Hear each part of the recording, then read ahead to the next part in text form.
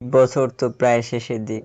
এই বছরটা আমার অনেক মনে থাকবে, কারণ এই বছরে আমি এত কিছু ফেস করছি, আমি বাকি অন্যান্য বছরে মনে হয় না আমি এত কিছু ফেস করছি।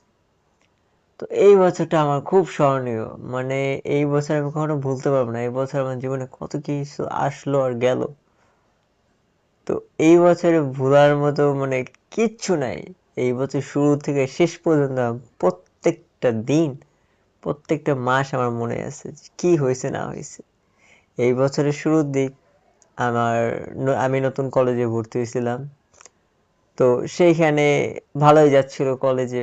তারপর পরীক্ষা আসলো, পরীক্ষা দেওয়ার পর কি আসলো, ফেল আসলো, এই এক কষ্ট। সেকেন্ড, তারপর আমি জবে ঢুকলাম একটা রেস্টুরেন্টে। তো সেইখানে আমাদের যে ম্যানেজার থাকে, তো ম্যানেজারের কাছে বললাম যে ভাইয়া কি যে মানে কি খারাপ লাগছিল, আমার বলার ভাষা নাই। তারপর আমি চেষ্টা করবো আরেকদিন বলার, কারণ এখন আমার অবস্থা খারাপ হয়ে যেতেছে।